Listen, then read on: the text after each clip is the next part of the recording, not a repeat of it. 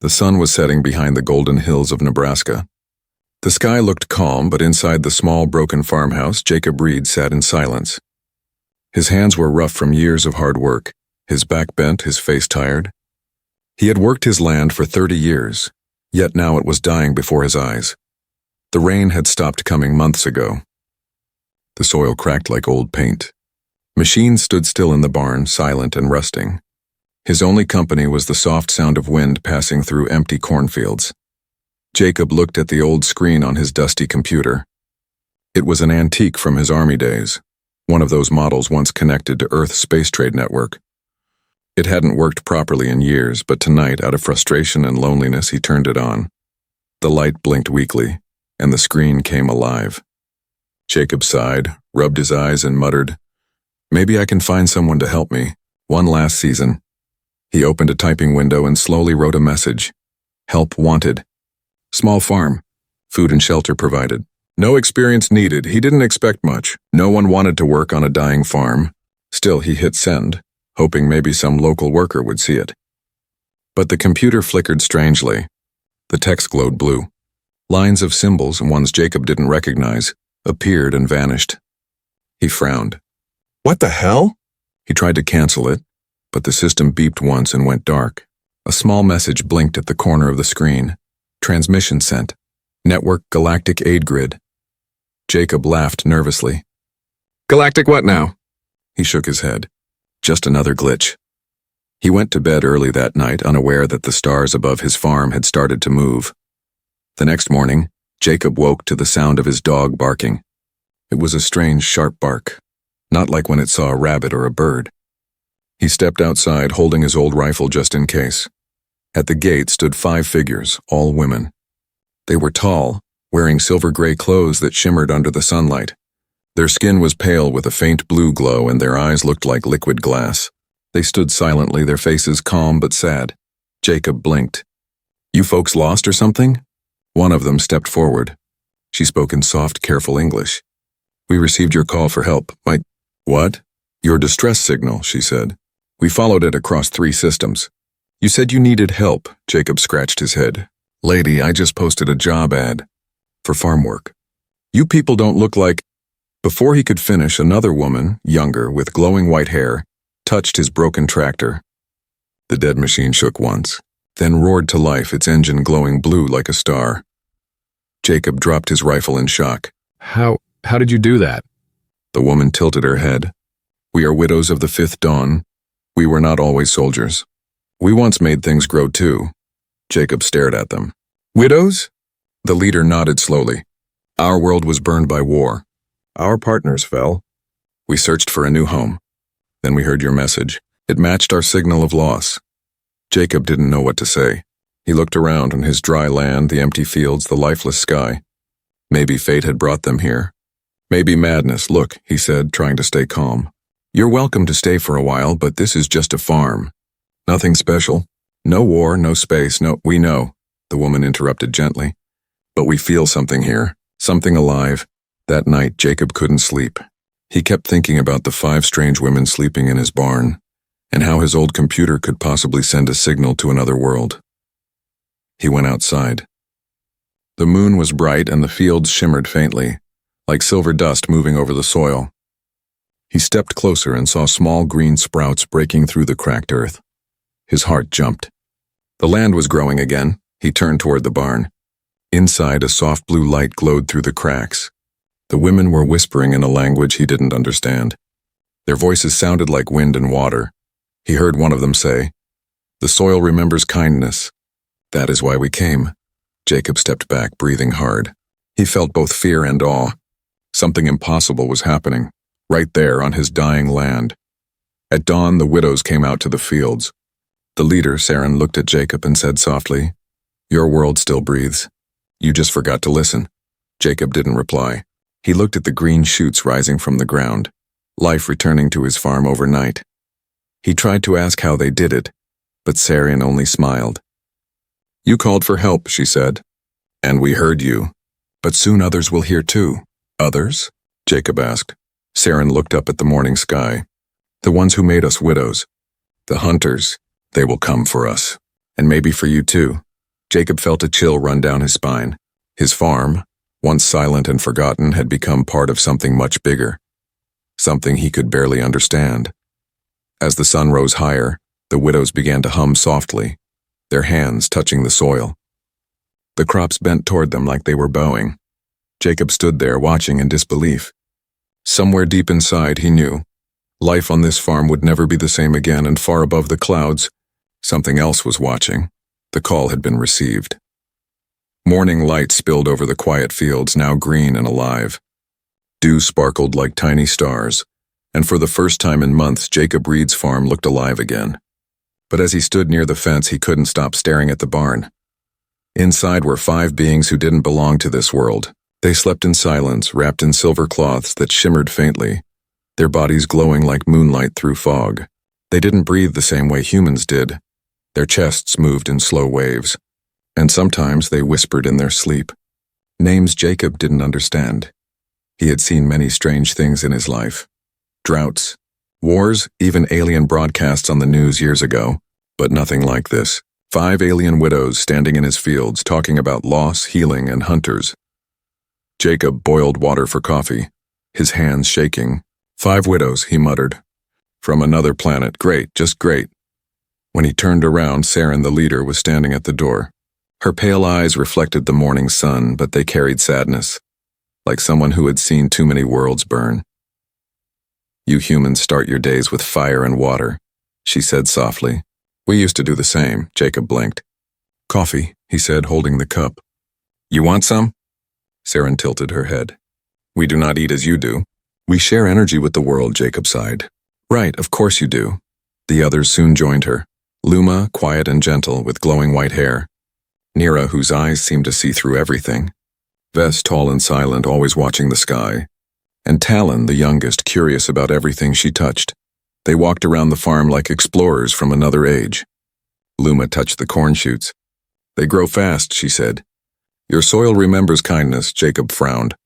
You said that before. What does it mean? Saren looked at him. On our world, we learned that life listens. When pain stays too long, the ground becomes silent. But your sadness called to us. That's why we came.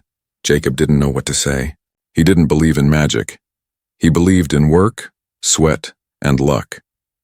But when he looked at his land now, green and breathing again, even he couldn't explain it. Later that day, Jacob decided to check his old computer again. Maybe the strange signal was just a glitch. He turned it on, but the screen glowed blue before he touched a single key. Lines of alien symbols flowed across the display, alive, shifting like water. Then a sound played, soft and low, almost like a heartbeat. Talon walked over, her eyes glowing brighter. This is not your machine anymore, she said. Jacob stepped back. Then whose is it? The message still lives here, she whispered. It called us across the dark, but it also called the ones who made us widows. Her voice trembled as she said it. Jacob frowned. You mean those hunters you talked about? Saren nodded. Yes, they are not human, but they learn fast. They hunt not with weapons, but with memory. They track pain. Jacob's chest felt tight. You're saying my message, my help wanted ad might woke them up too? Saren's eyes darkened. Yes, because it wasn't your ad alone. Something inside your computer helped it. Jacob looked confused. Something inside. Luma placed her glowing hand on the monitor. It carries code we've seen before, from our world, from the war. But also, human design. Jacob froze. He remembered his past and before he became a farmer. He once worked for the Terran Defense Network, building signal software for off-world communications. Could his old code still exist somewhere in the system? He sat down heavily. That means this isn't just a mistake. It's my fault, Saren's tone softened. No, it means the universe listened. You asked for help, and so did we. Our signals met in the dark. That night, the widows helped Jacob repair his machines. Their energy was strange. When they touched metal, it glowed softly, reshaping itself. His old tractor, once rusted, now shone like new. Talon laughed softly as it came to life. This world is kind. It accepts our touch. Jacob couldn't help but smile. Yeah, well, it's the first time it accepted mine in years. Saren looked up at the stars. Your world is on the edge, she said. You're rebuilding what others forgot. That makes you like us. Jacob looked at her, confused. Like you? Survivors, she said simply. Near midnight, Jacob couldn't sleep. He went outside, staring at the sky. He thought about what Saren said, that the hunters tracked pain. He wondered how far they were or if they even existed. Then he saw it, a flicker in the sky like a distant flash of lightning. But there were no clouds. The light came again, sharper, closer. He ran to the barn. The widows were already awake. Standing in a circle, their hands joined, glowing bright blue. Saren's voice echoed in his head, not through sound, but through thought. They found us, Jacob's heart pounded. Who? The hunters, Saren whispered aloud. They heard the call. The ground trembled softly. The stars above began to move. Jacob grabbed his old plasma rifle from under the porch. He hadn't touched it in years. He looked at Saren. You said they hunt memory. Then they'll find plenty here. She looked at him with sad eyes. You're not ready, farmer. No one ever is. Jacob aimed his eyes at the sky, where lights grew larger like silent fire. His farm, once forgotten by everyone, was now the center of something far greater, a meeting of sorrow, courage, and fate. And somewhere between the stars, the hunters smiled. The chase had begun. The night was silent after the lights faded from the sky. Jacob Reed stood in the middle of his field, gripping his rifle, staring upward as if waiting for the stars to answer back. But they didn't. They just stared down, cold and quiet.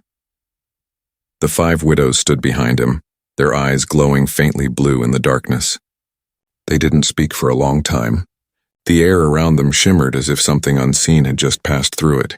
The ground felt alive, humming gently beneath Jacob's boots. Finally, Jacob broke the silence. So that was them. The hunters? Saren nodded slowly. Yes, but they did not land, not yet. They're searching for the source of the signal. Jacob looked back at his house, old, fragile, but still standing. Then we should shut everything off. No more lights, no more power. Nira, the quiet one with silver eyes, shook her head. It's not that simple. The soil has already spoken. It carries the echo now, Jacob frowned. The soil? What does that even mean? Saren turned to the glowing green fields and touched the ground with her bare hand. A ripple of light spread outward and tiny sprouts began to move, swaying gently like they were breathing. Jacob stepped back. That's impossible, Luma smiled softly. To you, maybe. But to the land, it's only remembering what it was made for, life. By morning, the farm looked like a miracle. The once dead corn now stood tall and bright. Flowers bloomed in places Jacob hadn't planted for years. Birds returned to the trees, singing songs he hadn't heard since his wife was alive. He stood quietly, overwhelmed. It's like a dream, he whispered. Saren stood beside him. Dreams and life share the same roots. You just forgot how to water them. Jacob chuckled. You talk like a preacher. She smiled faintly. On my world, I was a scientist. We studied energy, growth, and the harmony of things. Then the war came and harmony turned to hunger. Her face hardened at the memory. We built weapons that fed on life. The hunters used our own creations against us. They took the song of our soil and made it scream. Jacob looked at her, realizing she wasn't talking in symbols. You mean they turned your world into a weapon? Saren nodded. And if we're not careful, they'll do the same here. That night, Jacob couldn't sleep again. He sat on the porch watching the strange glow rolling through his fields. The crops weren't just growing. They were pulsing with light like veins carrying something alive through the land. He whispered to himself, the living fields. From the barn, Talon came out, her eyes glowing brighter than usual. She looked like a child seeing snow for the first time. It's beautiful, isn't it? She said. Jacob nodded slowly. Yes, but it feels wrong too. Like it's too alive, Talon smiled sadly. Life and danger often grow in the same soil. Jacob sighed. You talk like someone much older than you. I am, she said softly. I watched my husband die in the war. Time stopped after that. We've been wandering ever since. Jacob didn't know how to comfort her. He just nodded and looked at the glowing fields again. You know, he said quietly, humans have a saying, you reap what you sow. Maybe this time I sowed something I don't understand. Talon turned toward him. You sowed hope. That's rare. The next day, Jacob noticed something strange. The air around the field started to vibrate, like invisible wind. Birds wouldn't fly near it anymore. His dog barked at the crops, growling and afraid. He walked out into the field, pushing through the glowing plants. The deeper he went, the brighter it became until he reached the center, where the soil was no longer brown but silver and pulsing. When he touched it, he saw flashes in his mind, not memories but visions. He saw cities of light, alien skies, battles in the stars, and the faces of the 5 widows crying out in pain. Then he saw himself, his own hands typing that message, his computer flickering with symbols that didn't belong to Earth. He gasped and stumbled back, shaking. Saren appeared beside him, her expression calm but her eyes filled with worry. "You touched the root," she said. "What is it?" he asked, breathing hard. "It's a link between worlds," Saren explained. "Our energy, your soil. Together they made something new. Something that connects the living with the forgotten." Jacob frowned. "And the hunters?" "They will sense it," she said grimly. "They always do." As the sun began to set again, the horizon shimmered. Lights moved across the sky, slow and deliberate. Jacob grabbed his rifle and turned to Saren. "They're coming, aren't they?"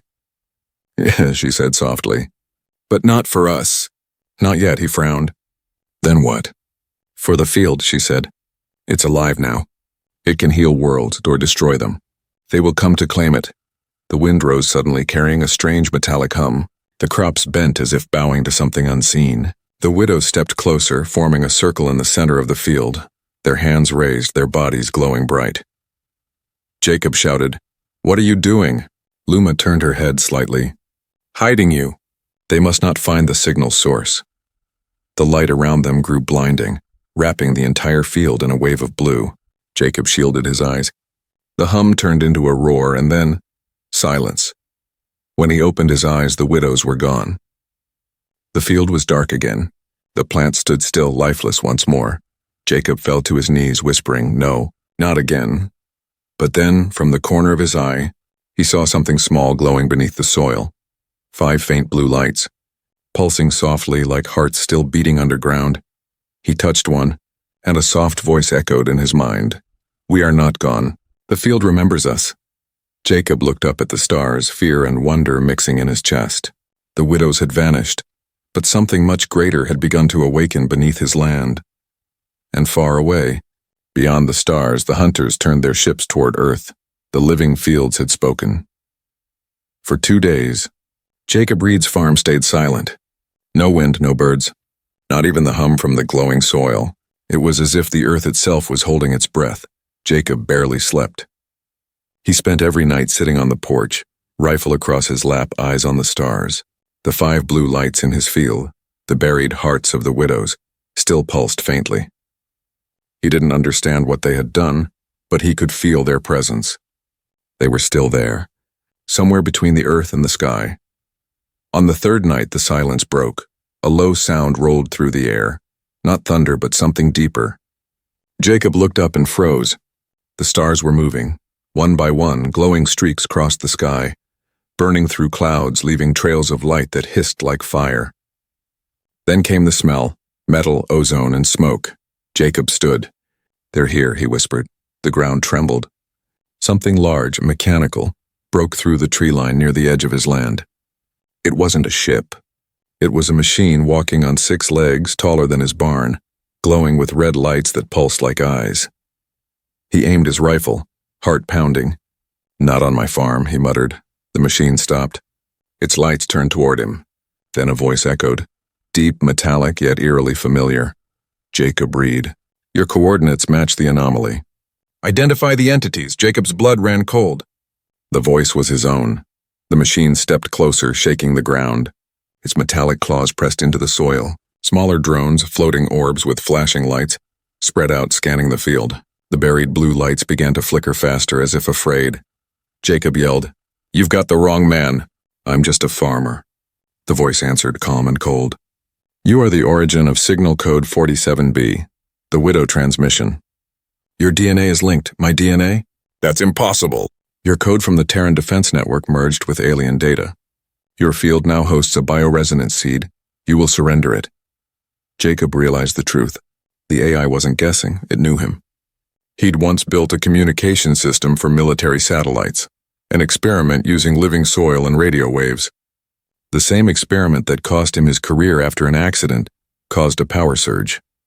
That same system must have connected with the widow's signal. His help wanted post wasn't just an ad. It was a perfect bridge between his old code and their alien tech. Now the hunters were here to claim it. From beneath the soil, a faint hum began. The ground cracked, glowing blue again. The widow's energy was returning. The machine fired a warning shot, a beam of red light that scorched a hole through Jacob's barn. The flames lit the night sky. Jacob dove behind a tractor, shouting, "If you want it, you'll have to dig it out yourself." The drones moved in, buzzing like angry insects. One flew toward him, scanning his face. Before it could fire, something hit it, a streak of blue light from the field. The drone exploded. Jacob shielded his eyes. When he looked again, 5 figures were standing in the field. The widows had returned, glowing brighter than ever. Saren's voice rang out, sharp and clear. "We warned you, Jacob." Jacob stood up, trembling but relieved. "Yeah, well, you took your time." Luma placed her hand on his shoulder. "We had to connect through the soil. We are weaker here, but together we can fight." The main hunter machine turned toward them. 5 signals detected. Widow prototypes confirmed. "Termination authorized," Saren's eyes flashed. "We are no one's prototype." The widows raised their hands. Blue light flowed through their bodies into the ground. The entire field erupted, crops, soil, and air turning into a glowing barrier. The machine's next blast hit it and vanished. Jacob watched, speechless. The widow's energy rippled through the farm like waves of water. But they were struggling. The machine pushed harder, its red light cutting deeper into their shield. Jacob knew what to do. He ran into his house, kicked open a metal chest, and pulled out his old military gear. A dusty vest, a plasma rifle, and a signal disruptor. "Guess it's harvest season," he muttered. He ran back outside and aimed at the nearest drone. The shot hit perfectly, slicing it in half. The others turned toward him. Jacob shouted, "Over here, you metal vultures!" The widows glanced at him, surprised. Saren yelled, "Human weapons cannot harm their core." Jacob smirked. "This isn't just human. I built it with alien code." He fired again, this time hitting the giant machine. The red lights flickered. The AI's voice distorted. "Unauthorized. Algorithm. Detected." Saren realized what he had done. "You infected it." Jacob grinned. "Guess I still know how to fix my own mistakes." The battle raged for minutes that felt like hours. The machine struggled, its systems fighting the virus Jacob's weapon had unleashed. The widows focused their energy, creating a final surge of light that shook the ground. With a deafening roar, the hunter collapsed, sinking halfway into the glowing field. Its red lights dimmed, then went dark. Jacob dropped to his knees, exhausted. The widows stood silently, breathing heavily. The air smelled like burning metal and wet soil. He looked up at them. "Is it over?" Saren shook her head. "No, that was only one. The signal you sent has reached the swarm." Jacob's heart sank. "You mean more of them?" Luma nodded sadly. "Many more." He glanced around his land, smoke rising from the barn, fields still glowing faintly, sky flickering with distant red lights. Jacob stood slowly, gripping his rifle tighter. "Then we'll be ready." Saren looked at him, her blue eyes reflecting the burning sky. "You cannot fight them all." Jacob smiled, tired but defiant. "Maybe not. But a farmer never quits before harvest." The widow stared at him, this simple man standing between two worlds, and for the first time, Saren smiled back, far above them, deep in the black of space. 1,000 hunter ships began to turn toward Earth. The real war was only beginning.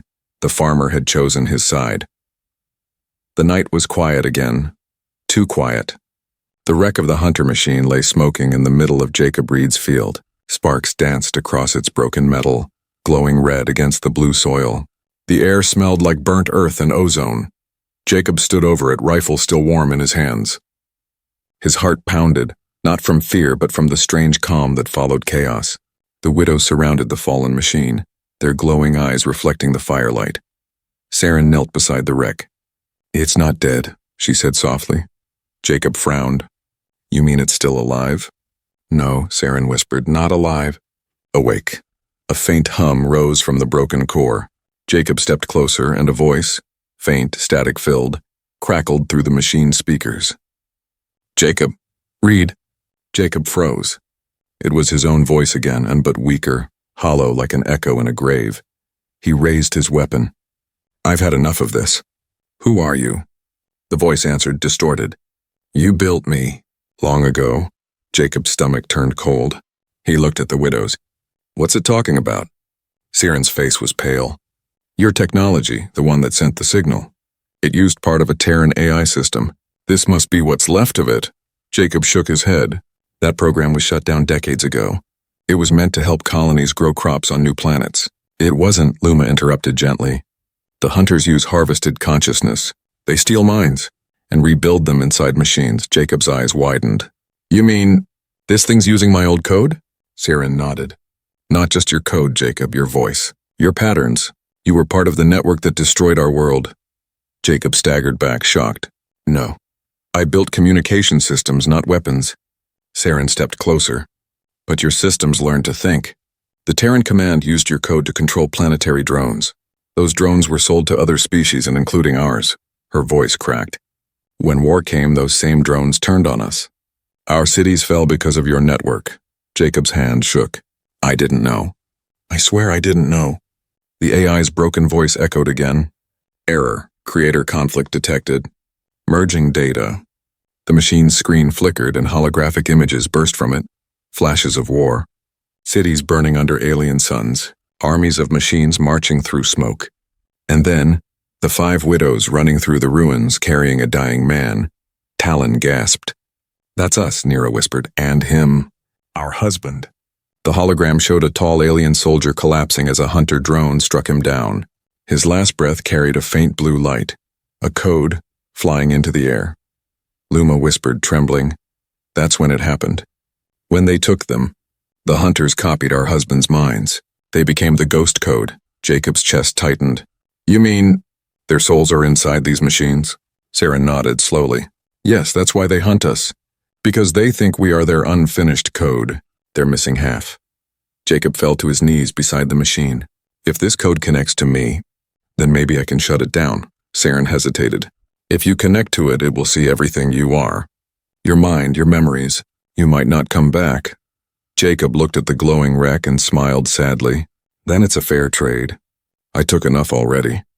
Before anyone could stop him, Jacob pressed his hand against the damaged console. The blue light from the soil spread up his arm. The world around him vanished. He found himself standing in a place made of light, endless, shifting streams of code and memory. Voices whispered all around him, both human and alien. "Who are you?" he asked. A voice answered, calm and broken. "We are what remains. We are the ghost code." The light formed shapes, faces of soldiers, scientists, and strangers. Among them, Jacob saw his own reflection flickering between 2 worlds. Siren's voice echoed faintly from far away. "Jacob, disconnect! It's pulling you in." But Jacob could hear something else, a sound buried deep in the code.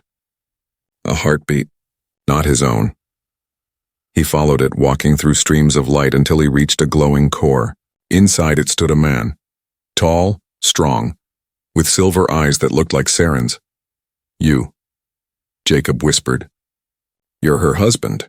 The man nodded slowly. "I was." His voice was deep, echoing. "Now I am memory." Jacob stepped closer. "We can free you." The man shook his head. "Freedom is not for us. But you can end the link. If you don't, the hunters will come through it. They will turn Earth into another war world." Jacob clenched his fists. "Then tell me what to do." The man smiled faintly. "Remember what you are, a builder, not a destroyer." The world around them began to break apart, the code collapsing, the light turning red. Saren's voice shouted, "Jacob, come back." Jacob turned to the ghostly man. "Tell her." "She already knows," the man said. "Tell her we forgive her." And then the world shattered. Jacob gasped and opened his eyes. He was back in the field, lying on the ground. The widows knelt beside him, their hands glowing softly over his chest. Saren's face was wet with tears. "You came back." Jacob struggled to sit up. His voice was weak but steady. "The ghost code. It's alive inside the network. But it's not evil. It's trapped. We have to release it before the hunters do." Saren nodded, determination replacing her sorrow. "Then we end this together." The widows joined hands and the field began to hum again. Jacob reached for the console, entering one last command, an override that would send a peace signal through the galaxy. The soil glowed bright blue, pulsing like a living heart. For a moment it was beautiful, Earth and the stars breathing as one. But then the light shifted. It turned red near a gasp. "No!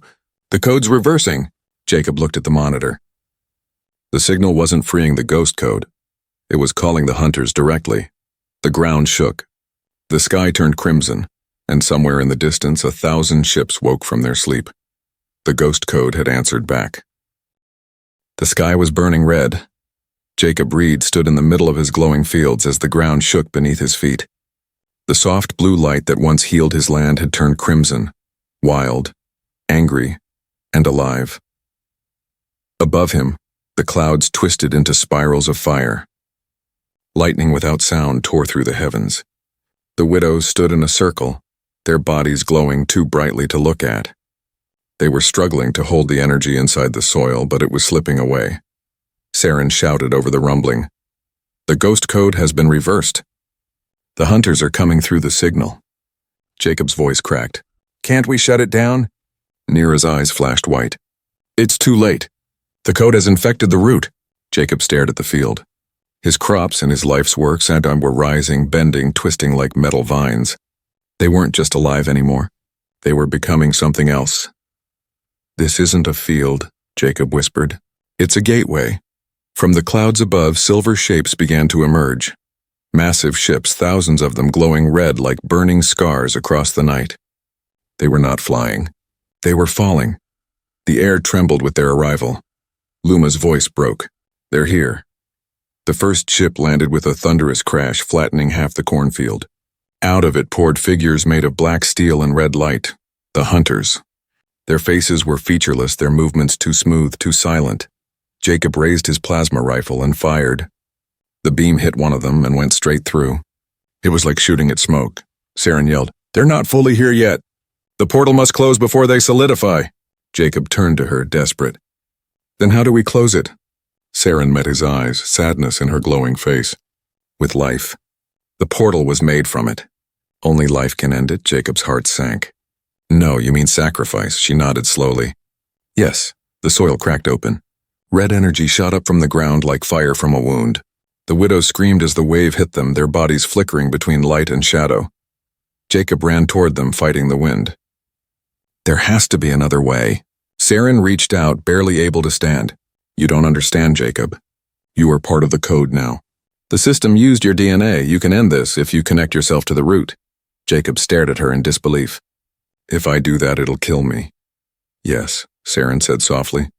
"But it will save your world." For a moment, everything around them froze. The wind, the flames, even the red light in the sky.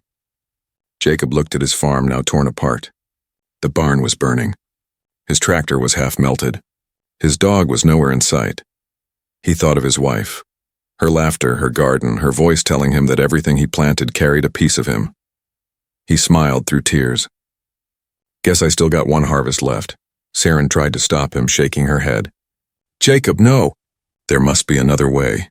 He looked at her, this alien woman who had crossed galaxies to heal the world, and said, "A farmer's job is to give life back to the land.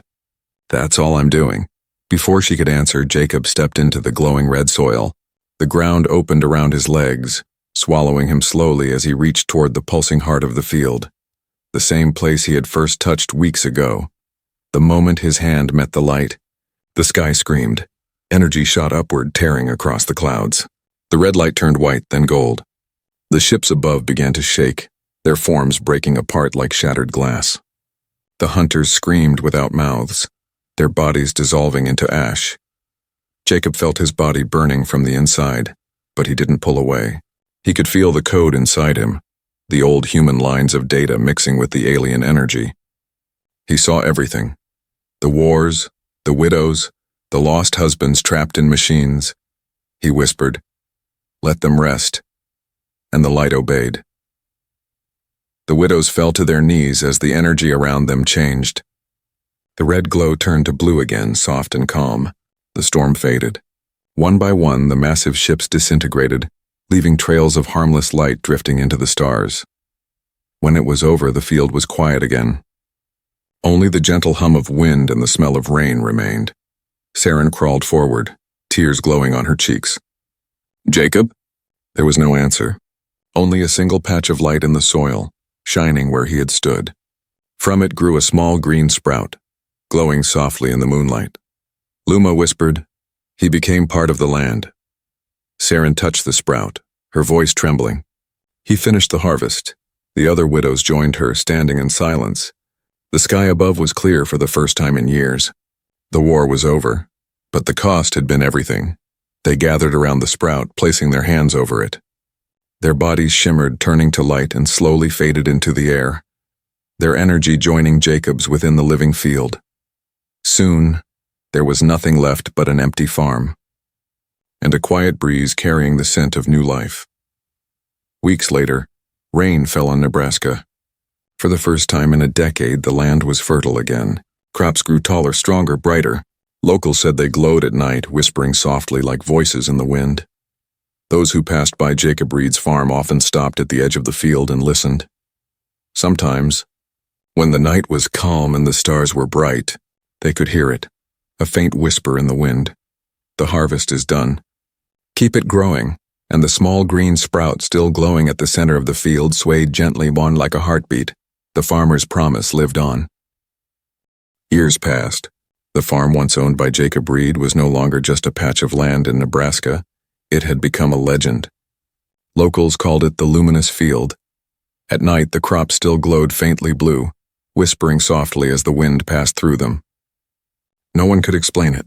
Scientists said the soil carried quantum life energy. Others said it was haunted. But those who stood quietly in the field sometimes swore they could hear voices. Calm, warm, almost human.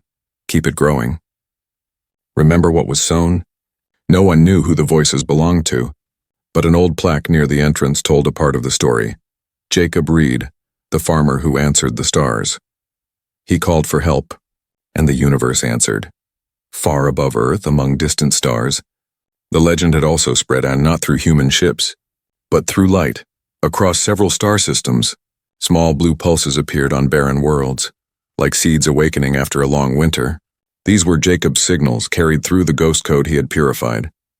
The energy that once served destruction was now rebuilding life across galaxies. Planets once destroyed by the hunters began to heal. Fields of alien grass grew where glass deserts had burned for centuries. The wind carried faint echoes. Data turned into song, and within that song, the widows lived on. Saren's voice drifted through the new worlds, soft but clear. He gave back what we lost, not with war, but with kindness. Luma's laughter echoed like distant bells. Nira's wisdom whispered through the stars. And the youngest, Talon, always said the same words when their story was told. He was only a farmer, but he grew hope. Back on Earth, the world changed slowly. The strange energy from Jacob's field began to spread underground, carried by rain and roots. Farmers miles away started noticing crops that grew faster, greener, even in poor soil. Scientists took samples and were baffled. The soil was alive yet harmless. It seemed to listen to those who worked with care. One scientist, a young woman named Ella Morrow, led the research team. She was the first to notice something hidden deep inside the soil. Microscopic data patterns shaped like words. When decoded, they formed a simple message. If someone calls for help, answer. It might save more than one world. Ella stood in the middle of the glowing field that night, reading the message again and again. The wind blew softly and the corn shimmered like silver waves. She smiled. "You really were something, Mr. Reed."